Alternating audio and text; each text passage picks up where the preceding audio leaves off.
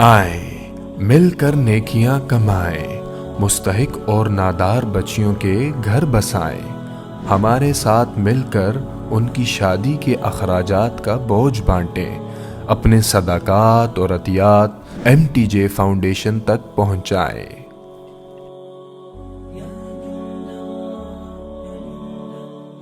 عروج و زوال تو ساتھ ساتھ چلے گا۔ الحرب سجال بیننا، احد کے موقع پر آپ نے کہا تھا ینالون منا وننال منہم، یہ جنگ حق و باطل میں چلتی رہے گی، کبھی وہ جیتیں گے کبھی ہم جیتیں گے۔ عروج میں کیا کرنا ہے اس کے بھی اصول سیرت سے ملتے ہیں، جب زوال ہو پھر کیا کرنا ہے اس کے بھی اصول سیرت سے ملتے ہیں۔ زوال کے دور میں عروج کے جب اصول اپنائیں گے تو مار کھائیں گے، جو پچھلے 200 سال سے ہو رہا ہے کہ تسلیم کرنے پہ تیار نہیں کہ ہم شکست خوردہ ہیں، زوال شدہ ہیں، اخلاقی پستی مادی اسباب سے بھی زیادہ امت کے اندر پیدا ہو چکی ہے۔ تو وہ بدر میں 313 تھے تو آج 313 بھی نہیں ہیں، اور اتنوں نے یہ کر دیا اتنوں نے وہ کر دیا، تو وہ تطبیق غلط ہو رہی ہے۔ اللہ تعالیٰ نے مدینہ میں جا کر اسلام کو عزت بخش، قوت بخش، لہٰذا آپ نے اقدام کیا، اور مکے میں قوت نہیں تھی، وجاہت نہیں تھی، اور خوف کا عالم تھا، اور علی جیسی اسد اللہ الغالب جن کو ٹائٹل دیا گیا اسد اللہ، ابو ذر رضی اللہ تعالیٰ عنہ جب آئے مکہ میں اجنبی بن کے، تو رات کو حضرت علی ان کو اپنے گھر لے گئے، کھانا کھلایا، آرام کرایا، پوچھا نہیں کون ہو کیسے آئے۔ اگلے دن پھر دیکھا حرم میں تنہا بیٹھے ہیں، وہ پھر ان کو لے گئے، اگلے دن پھر لے گئے، تو پوچھا بھی تم کون ہو، 3 دن سے یہاں ہو، کس لیے آئے ہو؟ تو انہوں نے بتایا کہ میں تو وہ اس نبی کے بارے میں آیا ہوں۔ تو اتنی بڑی ہستی خیبر کا دروازہ اکھاڑ کے یوں پھینک دیا۔ فرماتے ہیں میں صبح تمہیں لے جاؤں گا ان کے پاس، اگر راستے میں کوئی خطرہ ہوا تو میں جوتا ٹھیک کرنے کے بہانے بیٹھ جاؤں گا، تم کھسک جانا۔ جب ضعف ہو تو کیا کرنا ہے وہ یہ ہے۔ اب ضعف میں بھی تلوار اٹھائیں گے تو قتل عام ہوگا مسلمانوں کا، اور اسلام بدنام ہوگا، اس لیے وہاں صبر کا حکم۔ عز الدین بن سلام، ہاں سلطان العلماء انہیں کہا جاتا ہے، مصر میں تھے، شافعی تھے، رکن الدین بیبرس کے دور میں۔ تو انہوں نے بہت خوبصورت انداز میں یہ بات سمجھائی ہے اس میں انہوں نے۔ تو اب ضعف کا دور ہے، معجزہ نہیں ظاہر ہوا کہ جبریل آئیں اور اٹھا کے مدینے اتار دیں، یا براق پہ بٹھائیں اور جا کے مدینے اتار دیں، معجزہ نہیں ہوا، کیونکہ امت کو سبق دینا ہے کہ جب ہم پہ زوال ہوگا پھر کیا کرنا ہے، طاقت میں ہوں گے پھر کیا کرنا ہے، قوت میں ہوں گے پھر کیا کرنا ہے،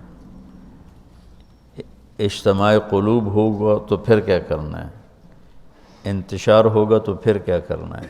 یہ سیر صحابہ سے انتشار کا۔ تو یہ اس وقت جو قائدین ملے نا امت کو، قائدین،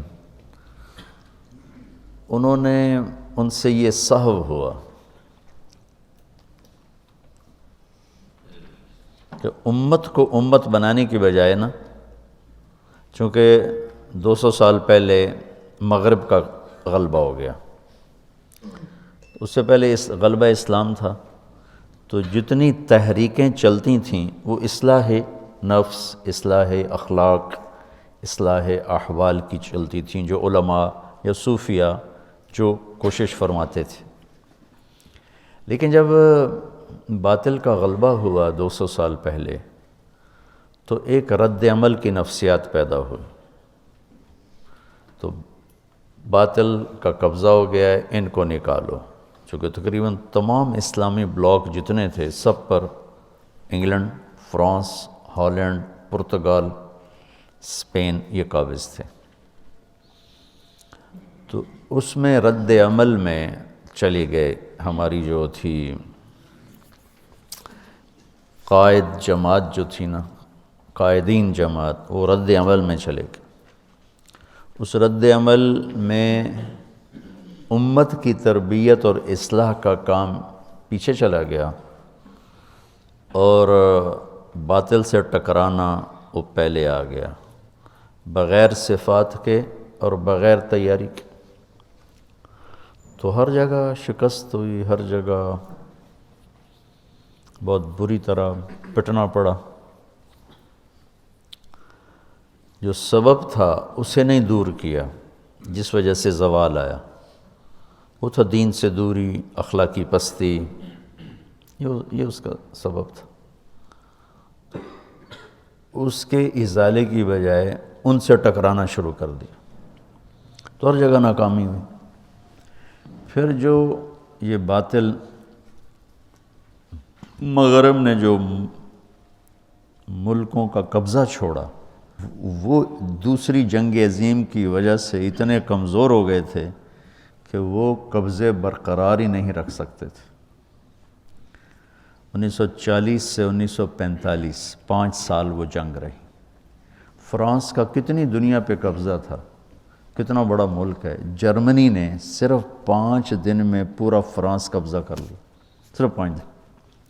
پولینڈ پر 1 دن میں قبضہ کیا، آسٹریا پر 1 دن میں قبضہ کیا۔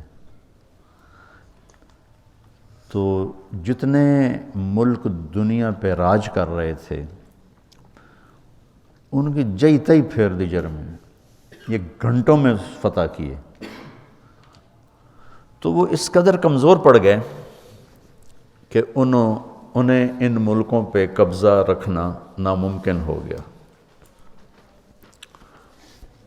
تو وہ چھوڑنے پر مجبور تھے، تحریکوں نے باعزت چھڑوا دیا کہ بھائی چلو بھائی آپ کا مطالبہ بہت زیادہ ہو رہا ہے تو ہم جا رہے ہیں۔ یہ بات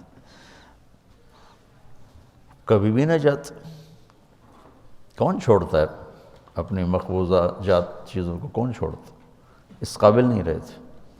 لندن کھنڈر بن گیا، پیرس کھنڈر بن گیا، ہالینڈ کھنڈر بن گیا، جرمنی نے تباہی پھیر دی۔ یعنی سیرت سے استفادہ کرنے کے لیے صرف یہ حدیث میں آیا اتنا کافی نہیں ہے، تاریخ کو پڑھنا ضروری ہے، نہ چیزوں کو محل پہ نہیں رکھ سکیں گے۔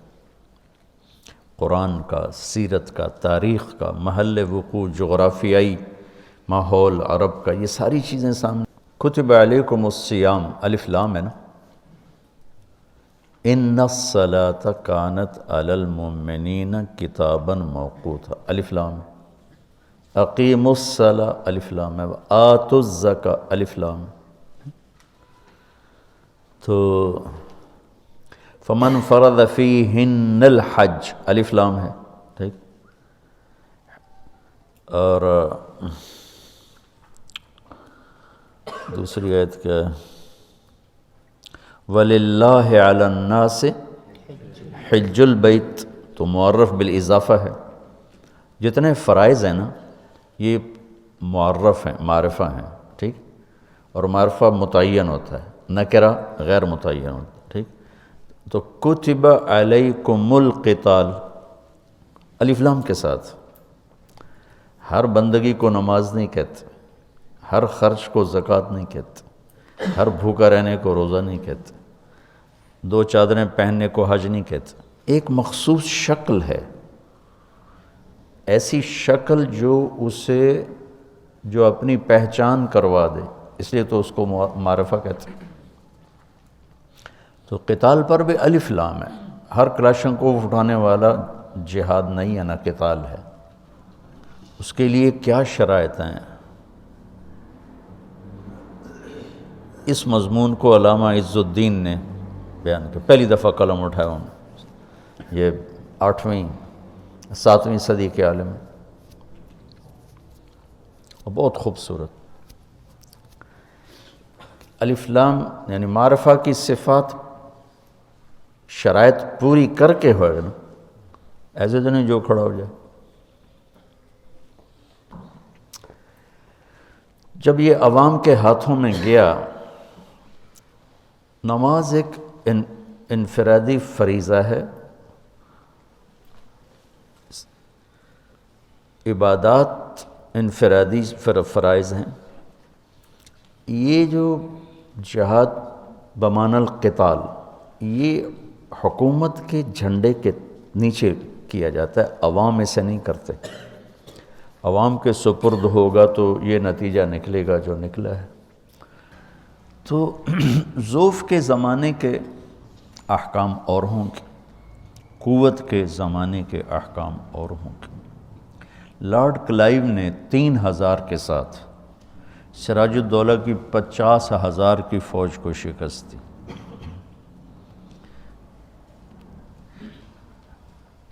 اور 3000 انگریز نہیں تھے سارے، وہ تو مقامی انگریز تو چند سو تھے، باقی تو ساری مقامی فوج تھی۔ توپ خانہ کہ وہ 17ویں صدی میں وہاں سائنسی ترقی شروع ہو چکی تھی، تو توپ خانے کی وجہ سے ان کے پاس وہی تلواریں، ادھر پورا توپ خانہ تھا۔ انہیں سراج الدولہ نے غداری کی، اب ٹھیک ہے کی ہے، میں اس کا انکار نہیں کرتا ہوں، لیکن یہ کوئی بڑی وجہ نہیں تھی شکست کی۔ شکست کی وجہ بہت بڑا فرق تھا اسباب کا۔ ایک آدمی نے جا کے ہیروشیما پہ بم مارا، ایک آدمی، وہ سارا ہیروشیما ناگاساکی کھنڈر ہو گیا۔ تو یہ تعداد پہلے دور کی بات تھی، زیادہ لشکروں کے ساتھ حملے کر۔ آئیں مل کر نیکیاں کمائیں، مستحق اور نادار بچیوں کے گھر بسائیں، ہمارے ساتھ مل کر ان کی شادی کے اخراجات کا بوجھ بانٹیں، اپنے صدقات اور عطیات MTJ فاؤنڈیشن تک پہنچائیں۔